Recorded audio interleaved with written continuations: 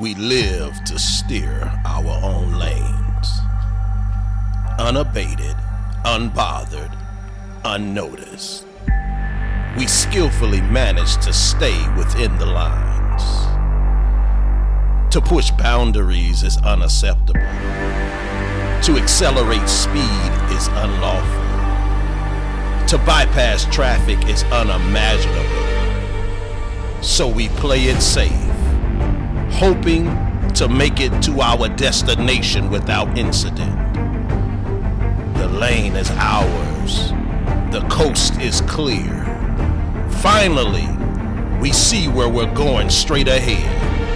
But no matter how much we rule our own lane, every road will eventually come to an intersection. Good morning, family.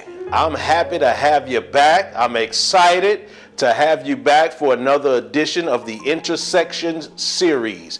This is a serious series, and you know, the Lord corrected me this week and told me, son, I don't need you to preach this.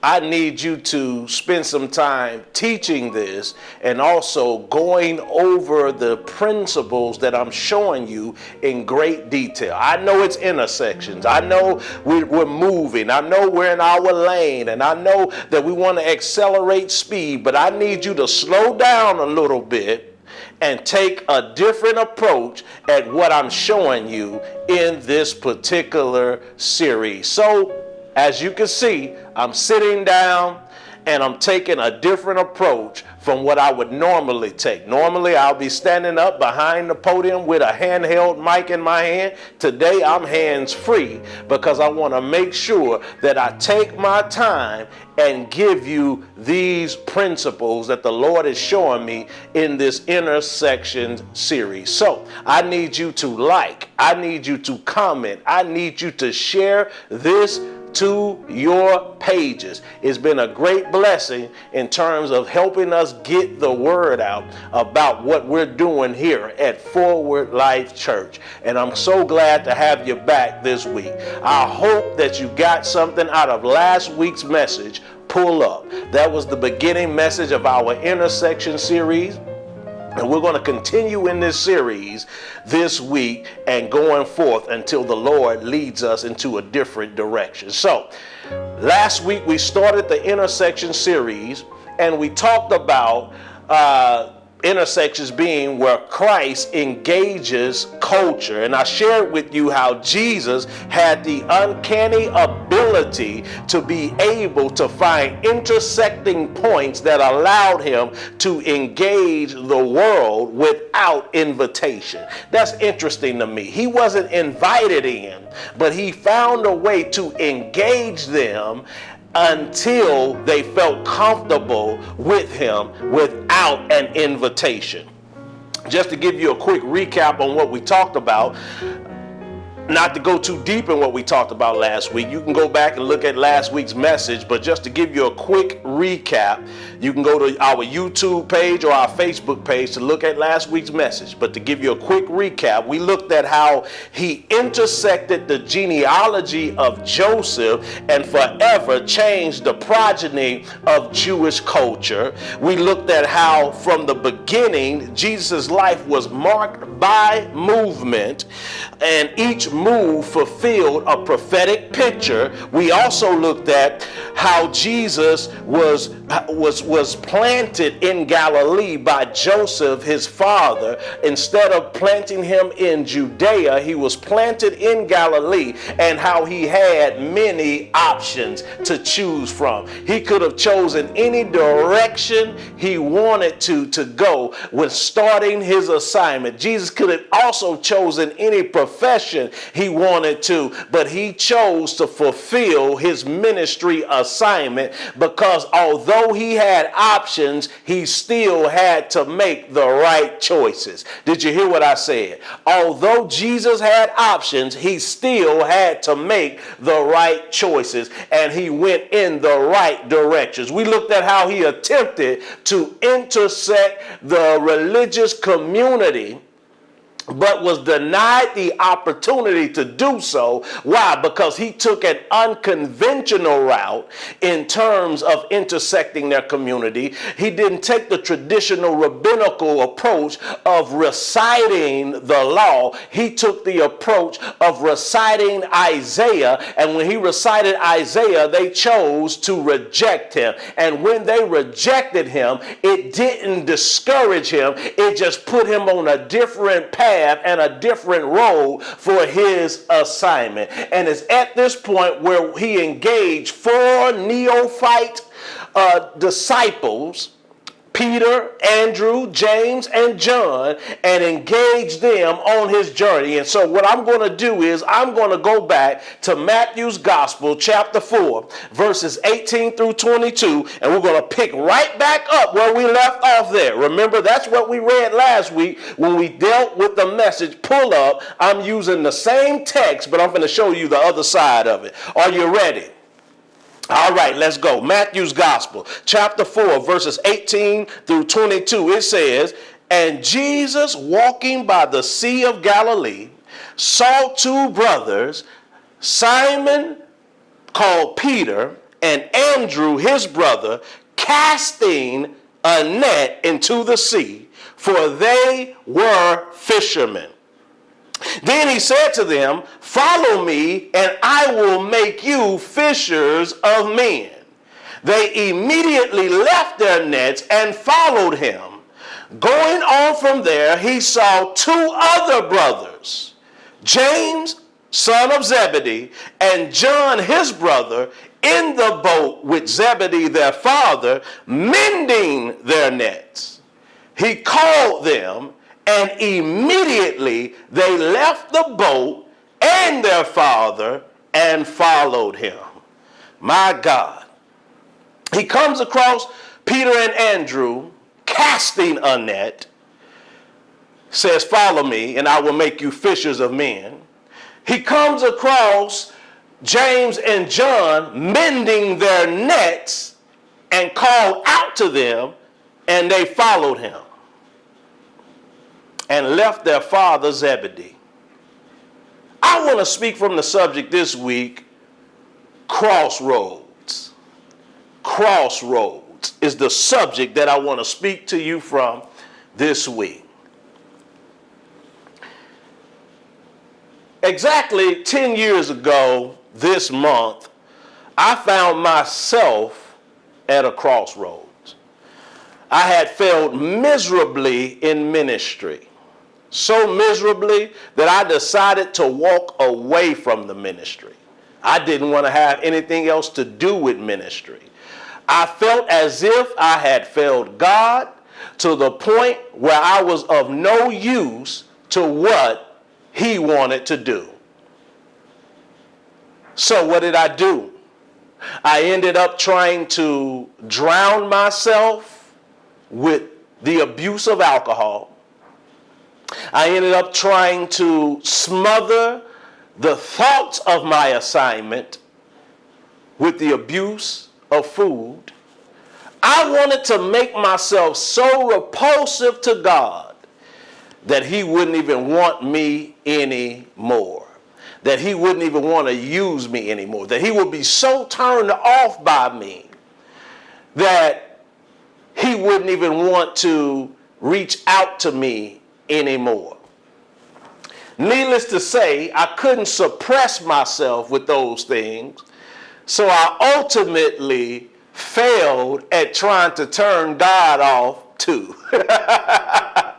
So not only did I feel like I failed in ministry, I also felt as if I failed in turning God off, because what I discovered about God is that no matter how we try to push him away, he always finds a reason to pursue us. He's determined to pursue us even when we feel as if we don't deserve to be pursued. Truth is, I wanted God's punishment, but instead of getting God's punishment, I got his pursuit. Did you hear what I said? I wanted God's punishment, but instead of getting God's punishment, I got his pursuit. He didn't come down hard on me. Watch this. I need you to see this. He didn't come down hard on me. He came hard after me. Did you hear what I said? God didn't come down hard on me. He came down hard after me. He came hard after me. And it was during this time in my life what I felt like immense failure really turned out to be a crossroad. It really turned out to be a crossroad. It was not failure. It was a crossroad for my life. Here it is. A crossroad is the place where crucial decisions must be made. You see, here's where I failed. I had given God my yes, but I refused to let go of who my yes canceled out. Did you hear what I said?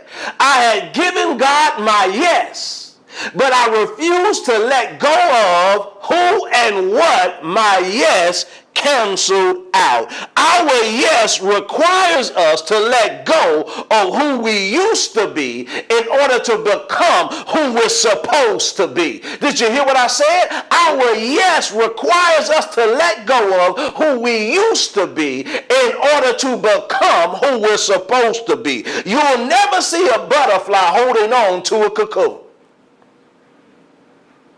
That cocoon had its season. That cocoon had a purpose at once upon a time. That cocoon had its assignment at once upon a time. But you will never see a butterfly holding on to a cocoon. You will never see a baby that's being birthed holding on to the walls of the birth canal, refusing to come out. There's something about being in a space where you know that the old season you were in helped you and prepared you for what's coming ahead of you. And where I messed up at is I refuse to allow myself to let go of what it was that I was trying to hold on to. I refuse to allow my yes to cancel out who I used to be. And sometimes, ladies and gentlemen, I must be honest with you, sometimes we choose to be who our yes has told us not to be. And our yes sometimes, or our refusal to follow our yes, will have us vacillating between stations in life, not knowing what move we should make, not knowing what we should do or how we should approach life. We'll stay in a station that God is trying to pull us out of, when in fact what we should be doing is trusting our yes and what we felt when he initially beckoned us to come and follow him. Sometimes, ladies and gentlemen, what we have to understand is that our crossroads, we must be careful, because our crossroads can become like crosshairs sighting the potentially fatal shot to our future. Did you hear what I said? Sometimes our crossroads can become like crosshairs sighting the potential shot, the potential fatal shot to our future. And we've got to get to the point where we understand that there are things that we must let go. There are certain people we need to learn to let go. There are certain ideas we need to learn to let go. There are certain habits we need to learn to let go. There are certain experiences and experiments we need to learn to let go. You've got to make a decision that you're not going to allow your crossroad to become a crosshair that's going to shoot the fatal shot to your future. And what we see here is that we have to make a decision on becoming who we've never been in order to do what we've never done. So what happened to me was I decided to inundate my life with activity during that 3-year period. For a 3-year period, I decided to inundate my life with activity. And what ended up happening is I joined every multi-level marketing business that came my way. I just wanted to join something. I just wanted to be a part of something. I just wanted to be a part of a community. I just wanted to be a part of an experience with other people. And so I joined every multi-level deal that ever came across my desk for a 3-year period. I was jumping in it. I'm not saying anything is wrong with that. But here's what I learned. I didn't make a whole lot of money. But the one thing I got out of that experience is the importance of personal development. See, I wasn't personally developed the first time around.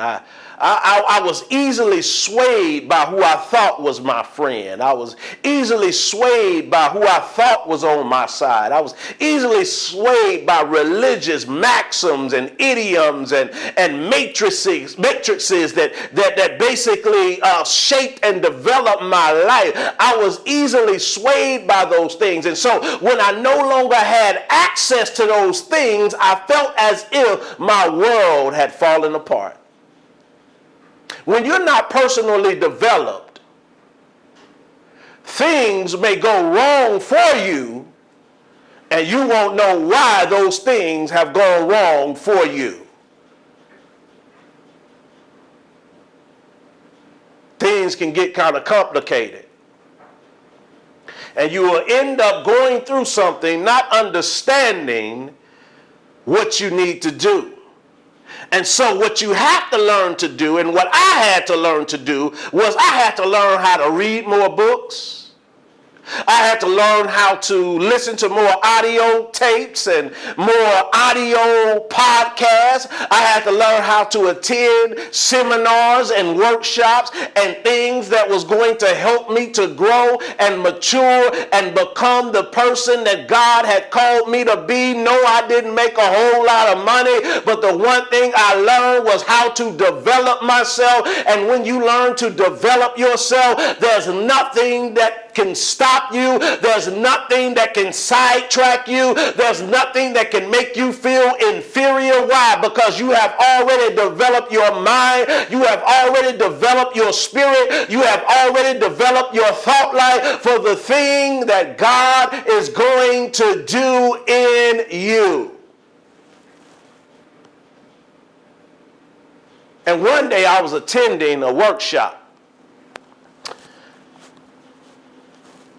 And I heard something that absolutely changed my life and changed my perspective on things about leadership. It's a principle that anyone can apply to their life, no matter what type of leader you are, whether you're leading a family, you're leading a business, whether you're leading a ministry, whether you're leading children, whether you're leading, you're a supervisor on your job, whatever the case may be, it's a principle that no matter where you are, you should be able to apply this principle. I was sitting in a seminar and I heard these words and it absolutely changed my life. You ready for it? Here it goes. If you want to help people understand that most people don't know what they want. I know that sounds simple. I know that sounds like something that we would hear every single day in life, because we can all agree that most people don't really know what they want. But here's the principle. If you're going to help them, you have to show them what to want. Did you hear what I said? Oh my God. Most people don't know what they want, but if you're going to help them, you're going to have to show them what to want. Simple practice, but it's not always it's simple in terms of how it sounds, but it's not always easy in its practice. And I know for some people that may sound a bit manipulative, it may sound a bit controlling, but here it is. Notice that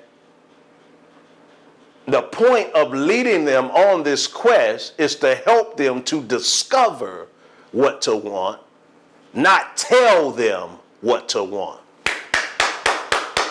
Oh my God. See, sometimes we get so caught up in trying to tell people what to want instead of trying to help them to discover what to want. Telling someone what to want doesn't always work. Helping people discover what to want will. And you've got to learn how to put people on a trajectory of discovery. And the first discovery you've got to learn to make is discovering you.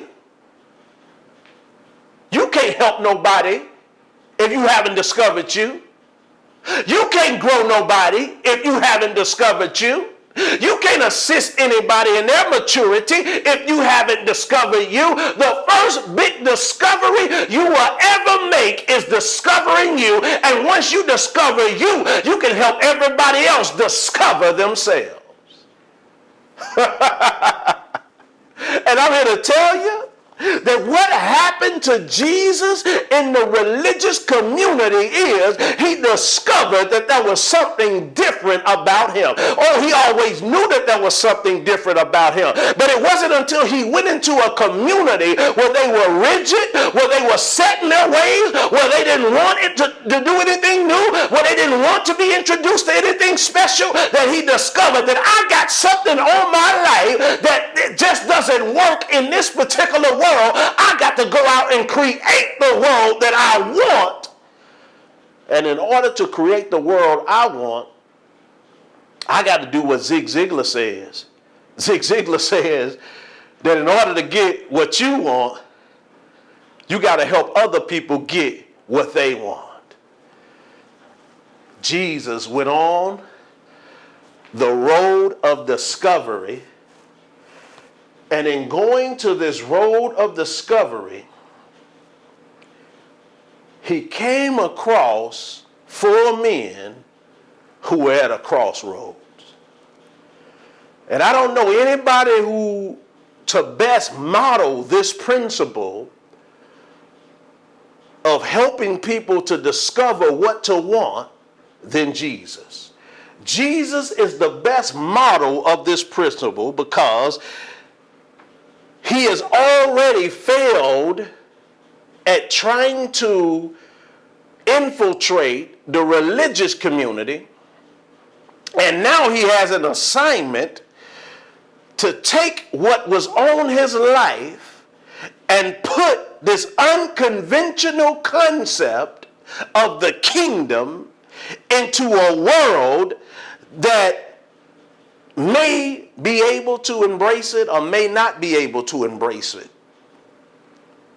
Jesus has to communicate these principles to a group of people who may get it or may not. But the one thing Jesus did that I found very interesting is he kept the same idea but just communicated it in a different way. He kept the same idea, but just communicated it in a different way. Here it is. In order to communicate it in a different way, he had to simplify it. And in order to simplify it, he had to put it in terms that his new audience could understand. So the first road Jesus traveled down was the road that led from the synagogue, which represents the religious world, to the Sea of Galilee, which represents culture. And I can imagine that as Jesus was traveling down the road from the synagogue to the sea, that he was already crafting how he was going to put his statement, because the only people who were going to be within an earshot of what he had to say were fishermen. Can I tell you something and still be your friend? The reason why some of us fail in relationships, and the reason why some of us fail in personal growth, and the reason why some of us fail in being influential is because we don't know how to craft our statement for the particular audience we're dealing with. We have this blanket approach, we have this bland approach where we're going to keep saying the same thing over and over again to different kinds of people, and we wonder why it's not working the way it should in this environment like it worked in that environment. It's because you haven't crafted your message. You haven't crafted your statement. You are still speaking a language that don't nobody else want to hear but you, and you've got to learn how to create a language that moves people, by God, into a place of growth to the point where they want to hear what you have to say. Jesus crafted his statement.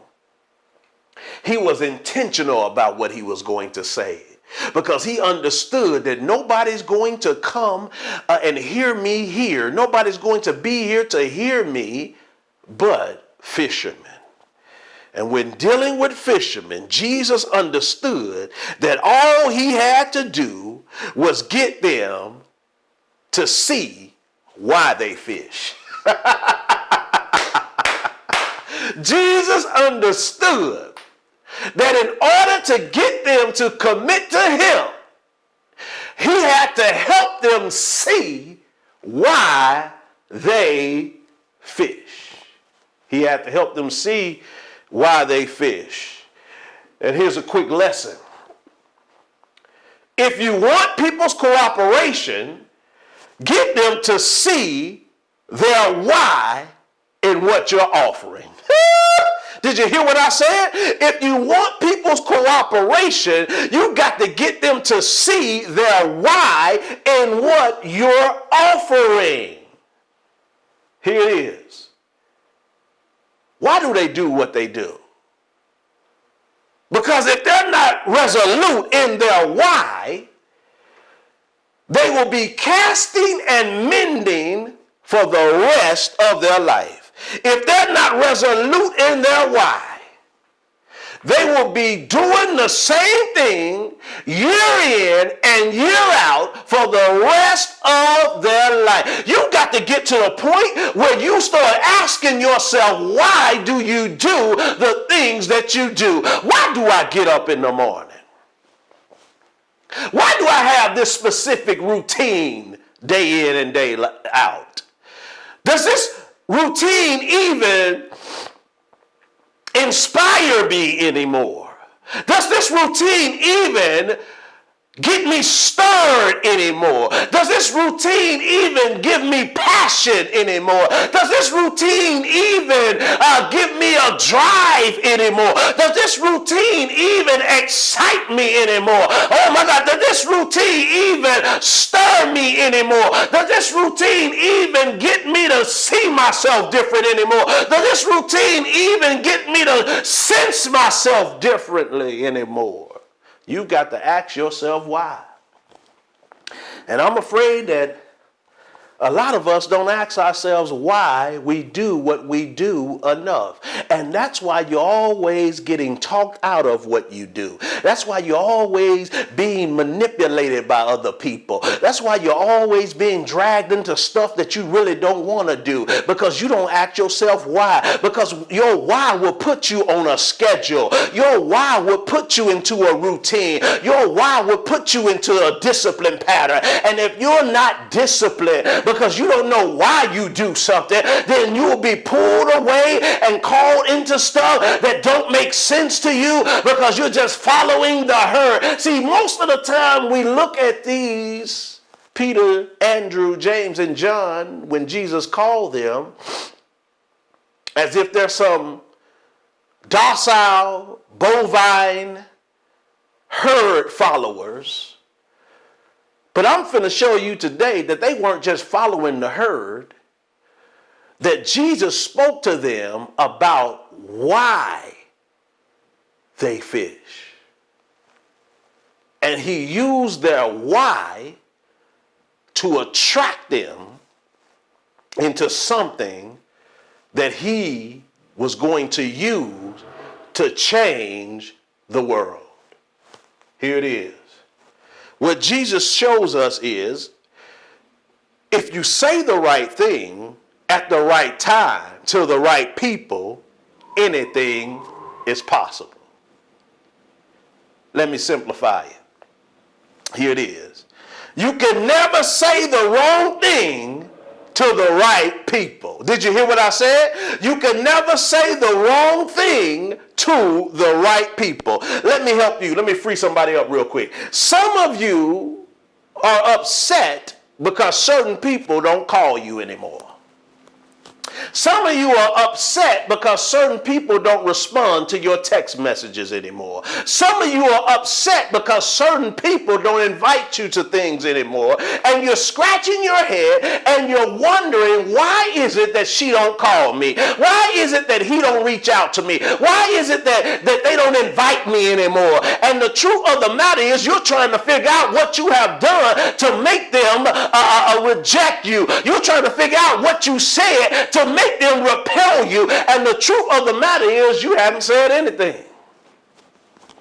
Because the reality is, you can never say the wrong thing to the right person. When the right person comes along, they will respect you even if y'all have a disagreement. When the right person comes along, they will support you even if they don't understand. When the right person comes along, they'll walk with you even in times where they don't even know why they're walking with you. Why? Because you can never say the wrong thing or do the wrong thing to the right person. Jesus wasn't concerned with whether or not what he had to say was going to move them. He just understood that I can't say the wrong thing to the right person. And so what we see here is Jesus triggered something in Peter, Andrew, James, and John.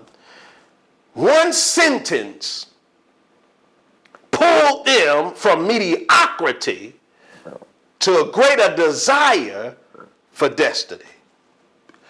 He said, "Follow me and I will make you fishers of men." Now, we don't know exactly what he said to James and John. The text says that he simply called out to them, but let's assume that he said the same thing to them that he said to Peter and Andrew. When I look at this text, the first thing that comes to my mind is, why did Jesus zero in on these four men? What was it about them that caused Jesus to hone in on them? And what we have to understand is, the reason I ask this question is because the Sea of Galilee was the capital of fishing in that region. Which means that when Jesus approached the Sea of Galilee, he had already crafted his statement for fishermen, because he knew that fishermen were the only audience that he would get in this region. But why did he hone in on those particular fishermen? Because I can imagine that the sea was filled with fishermen. What was it about them that caused Jesus to zero in on them? What was it about them that caused him to engage them instead of others? Then we have to look at the question, what caused them to respond to him without reservation? I believe that the answer to both of these questions can be found in three things. And all three of these things start with the letter P. The first P we have to look at is perspective. Jesus brought perspective with him to the Sea of Galilee, and he shared perspective on his prospective disciples. Did you hear what I said? He shared perspective onto his prospective disciples. The text says in verse 18, and Jesus, walking by the Sea of Galilee, saw two brothers, Simon called Peter, and Andrew his brother, casting a net into the sea. Verse 21 says, going on from there, he saw two other brothers, James, the son of Zebedee, and John, his brother, in the boat with Zebedee, their father, mending their nets. One set of brothers is casting a net.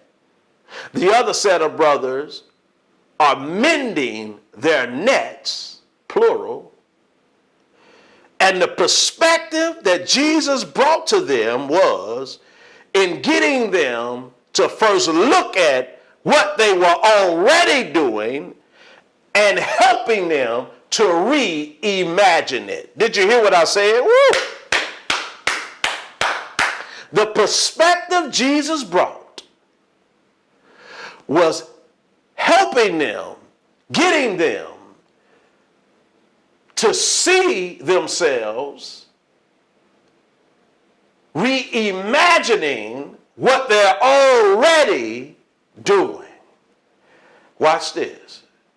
To cast a net requires weight. And this weight has to be tied to the edges of the net. And these weights allow the net, once it's cast, to sink and settle at the bottom. To mend nets means that a fisherman hasn't started his fishing expedition yet. He's preparing, but hasn't committed to anything yet. I believe that what Jesus did was catch Peter, Andrew, James, and John at the right time.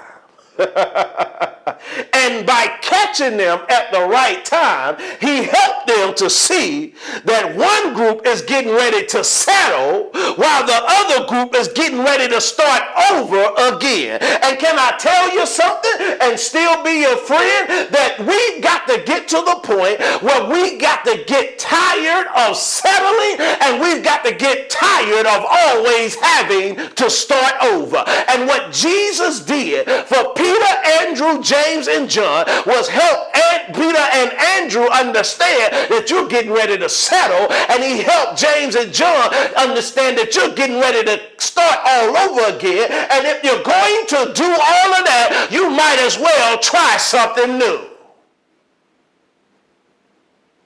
Peter and Andrew were getting ready to settle by casting their net. Their net is getting ready to settle to the bottom of the ocean.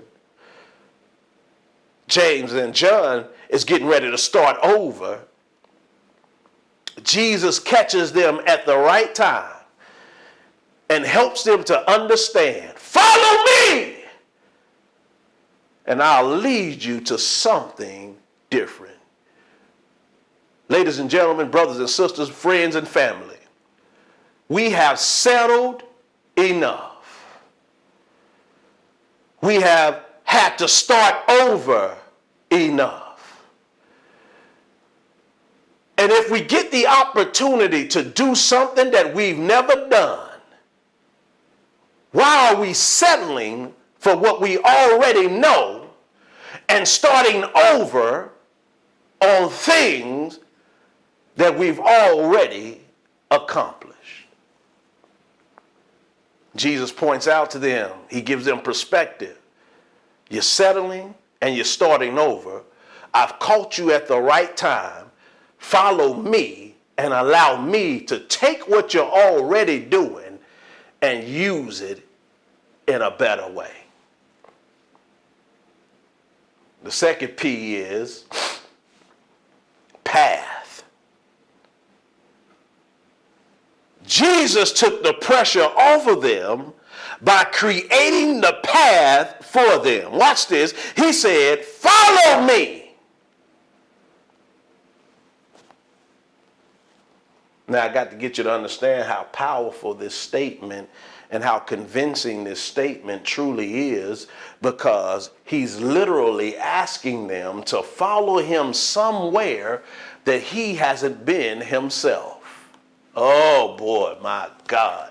He's literally asking them to follow him somewhere that he hasn't been himself. He's trying to get them to understand that follow me. He's taken the pressure of creating a path off of them and putting it on himself. You got to understand that when you are able to take the pressure off of other people, they're willing to go where it is that you're willing to take them. But you've got to help them conceptualize that they are able to follow you by giving them an easier path to follow, by taking the pressure off of them. He took the pressure of leading them off of them, and they felt comfortable following him, even if it meant going somewhere none of them had ever been before. Woo, God. Here's a quick lesson.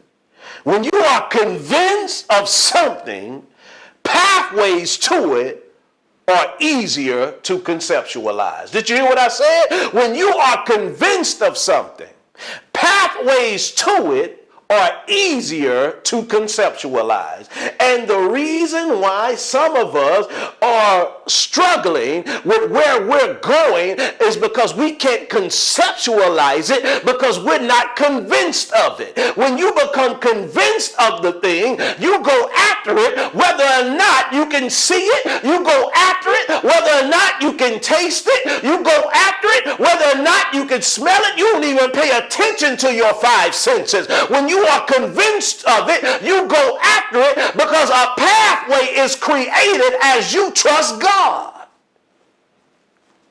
Why are certain doors closed on some of us? Because we won't allow God to create a pathway because we're not convinced of what God is doing in our lives. When you are convinced of what God is doing in your life, pathways to it are easier to conceptualize.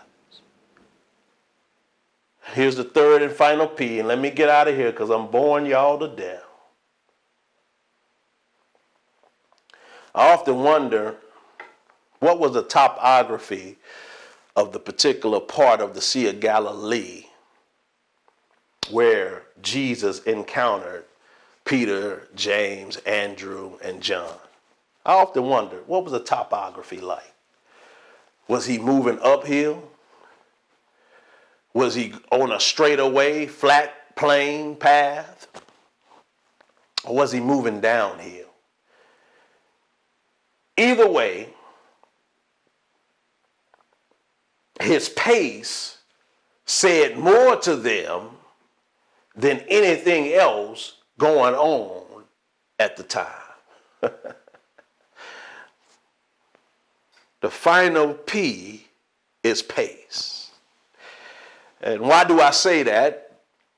Because he never stopped heading where he was headed to convince them of where he was going.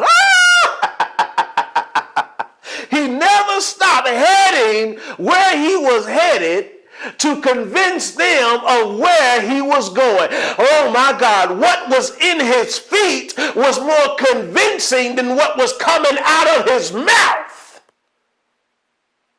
The rhythm of his feet convinced them enough. His pace communicated urgency. His pace communicated that they may never see him again. His pace communicated that he didn't care if they followed him or not. He was determined to do something special with or without them. His pace communicated that if they didn't join him, they were the ones who was going to miss out and not him. See, sometimes you got to understand that pace dictates decision. Oh, let me get in this camera. Y'all don't believe nothing done.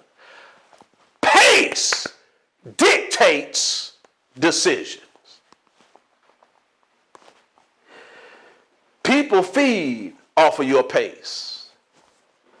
The rhythm by which you move is more, speaks more of what you're doing than what's coming out of your mouth. They couldn't even pay attention to what was coming out of his mouth for watching his feet. They were watching his pace. He never tried to convince them. He never stopped and said, hey man, won't y'all follow me, man? I'm going somewhere. Look, here's the plan. Here's the strategy. Here's the resource. Here's how we gonna do it. No. His pace convinced them that he was doing something. His pace convinced them that he was going somewhere. His pace convinced them that they need to follow him. Too often we spend so much time trying to convince people of where we're going with our words as opposed to our actions. Jesus didn't stop and try to convince them. He gave an invitation, and it was solely left up to them on whether or not they were going to accept his invitation. His pace communicated urgency. His pace communicated that they may never see him again. He wasn't coming back for them. See, that's the problem. Too often, the reason why people don't respect what we're doing is because we're always reaching back, trying to act like we're going to come back and get them. No, I ain't coming back. Listen, I heard a long time ago, the be back bus never comes back. Either you get on board now or you miss this opportunity. Either you get on board now or you miss this chance of a lifetime. I'm not begging anybody. I'm not trying to convince anybody. I'm going to let my pace dictate your decision.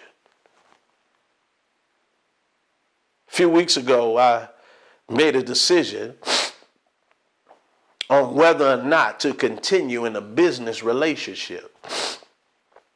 And this decision was made because of the other person's pace. Their pace was erratic. Their pace was frantic. Their pace was panicky. And at that moment, I made a decision that I don't think it's in my best interest to do business with a person whose pace is telling me that something's going to go down and I'm going to end up in a bad situation. What is the pace of your life telling other people? What is the pace of the person you're following telling you about your life? Jesus created perspective. He gave them a path, and he showed them pace. And it was those 3 P's that was enough for Peter, Andrew, James, and John to follow him. And I believe the reason why they followed him was because he was offering them something that no one had ever offered them before. An opportunity to have influence and to do something life-changing. You see, these men were laborers. They were fishermen. They weren't the erudites of their day. They were laborers. And the opportunity of a lifetime had crossed their path. and they were at a crossroad, and they had to make a critical decision right then and there. Am I going to follow him, or am I going to miss this opportunity? And they made a decision to follow Jesus. And I wonder if there's anybody out there today who will make that same decision. If you want to make that decision, let me give you this invitation. Pray this prayer with me. Father God, we thank you for this opportunity to cross paths with your son Jesus. And we ask you to help us to search our hearts. Help us to tap into perspective. Help us to walk this path. And help us, Lord, to understand that there's a pace and a rhythm in your son that we can get a hold of. We've seen him do it, and now it's our time to walk this thing out. To demonstrate passion for something, to be stirred for the things of the kingdom. We're at a crossroad. Help us to make the critical decision to trust your son Jesus and what he's done for us, and live this thing out and be impacted and be empowered instead of worrying about what we've already done. We don't want to settle anymore. We don't want to start over with what hasn't worked for us. We want to continue in a path where there is perspective and a good pace. In Jesus' name we pray. Amen. If you prayed that prayer, look, we want you to connect with us. We want you to reach out to us. Our email and phone number and other ways. You can text that phone number. If you need prayer, if you want to connect, please do so. We have means of you getting in contact with us. We would like to hear your story. See you next time.